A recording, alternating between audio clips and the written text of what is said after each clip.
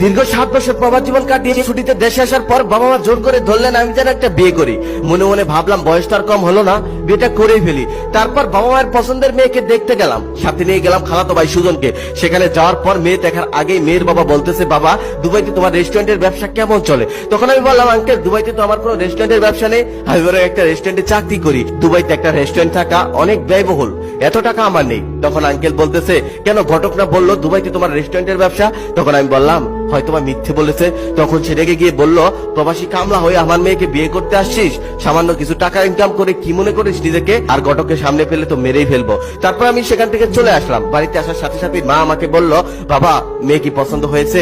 তখন খালাতো ভাই সুজন পাশ থেকে হাসতে হাসতে বলতেছে, মেয়ে পছন্দ হবে কি, মেয়ে তো দেখতেই দেয়নি। মেয়ের বাবা প্রবাসী কামলার কাছে তার মেয়েকে বিয়ে দিবে না, অপমান করে তাড়িয়ে দিয়েছে। তখন খালা পাশ থেকে বলতেছে, পরের বার মেয়ে দেখতে হলে আমার ছেলেকে নিয়ে যাস না, আমি চাই না আমার ভার্সিটিতে পড়ুয়া ছেলে তোর সাথে গিয়ে অপমানিত হোক। আমি মাথা নিচু করে ঘরে চলে গেলাম। তার 2 দিন পর বাবা মা আরেকটি মেয়ে দেখলো, নিম্নবিত্ত ঘরের। সেই মেয়েকে দেখতে গেলাম, সেই মেয়ের বাবা মা আমাকে পছন্দ করলো, আমারও মেয়ে পছন্দ হলো। তবে আসার আগ মুহূর্তে মেয়েটা আমাকে বলতেছে, আমি আপনার সাথে 2 মিনিট কথা বলতে চাই। আমিও রাজি হলাম। তারপর সে আমাকে তার ঘরে নিয়ে গেল, দরজা বন্ধ করলো আর বলতেছে, নিজেকে কি মনে করেন? 2 পয়সা ইনকাম করে নিজেকে যা ইচ্ছা তাই মনে করেন?